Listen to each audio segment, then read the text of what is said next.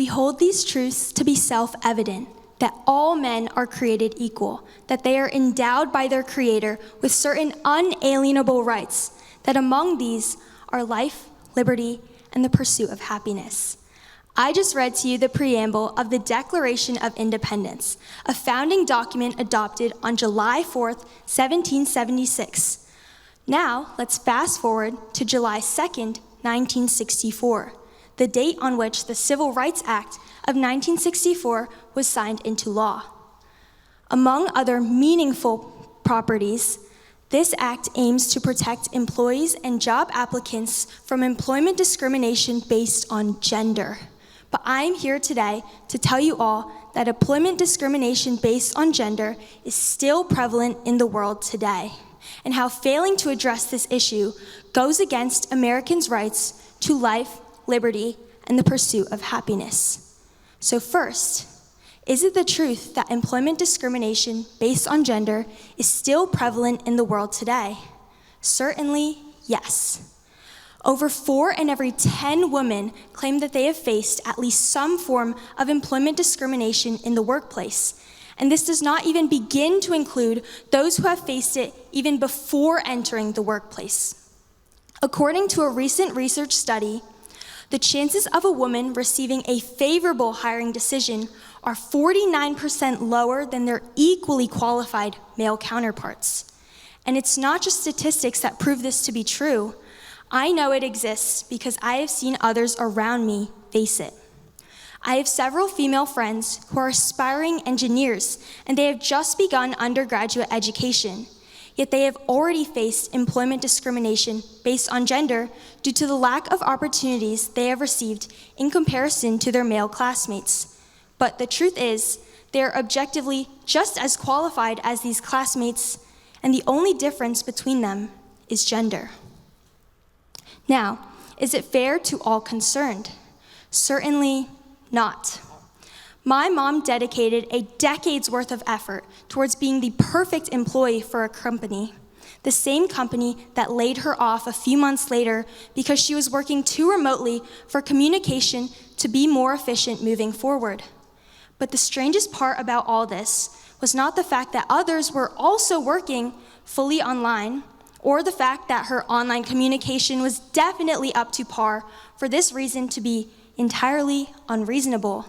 So perhaps it was the fact that the person the company replaced her with was also working fully online due to remoteness, had no prior experience working for this company, and besides the lack of experience, the only difference between her and him was gender.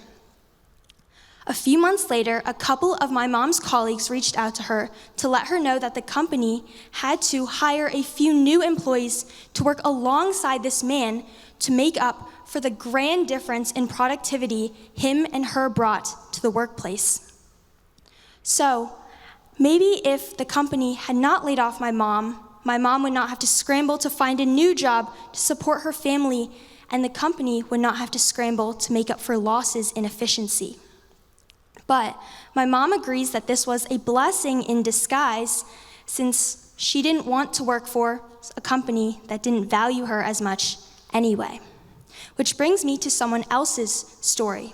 But first, will it build goodwill and better friendships if employment discrimination based on gender is eliminated from today's world? Without a doubt, yes. And I believe this speaks for itself, but I'd like to bring in someone else's personal anecdote to support it. Over the summer, I had the pleasure of meeting with various employees at different corporate companies at a summer business program. And among them was a woman who is currently happily working at L'Oreal as a supply chain analyst. But before she began working there, she had interned at various different companies where she felt as though she wasn't valued as highly as her male coworkers, which led to her prioritizing job satisfaction in her job search moving forward, which is why she landed herself a job at L'Oreal, which she described to me as a breath of fresh air, as she was able to work cooperatively and build lifelong friendships with those around her. So yes, eliminating employment discrimination based on gender will allow goodwill and better friendships to blossom. Lastly, will it be beneficial to all concerned if gender discrimination in the workplace is eradicated? Without a doubt, yes. Going back to the supply chain analyst at L'Oreal, she felt as though she could live and work up to her fullest potential in her new and improved workplace. So, by providing an encouraging environment in which both men and women can equally flourish, companies all over the world will see skyrocketing productivity and a workplace environment in which everyone feels both respected and included.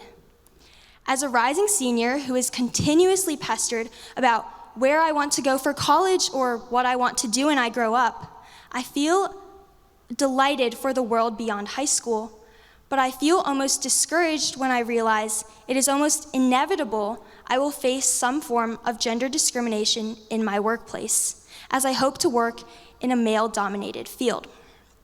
So, let us all take little steps of progress towards eliminating employment discrimination based on gender and allowing everyone to feel respected and equally valued with equal opportunities so that we can all say with certainty that we live in a world where our rights to life, liberty, and the pursuit of happiness are fulfilled.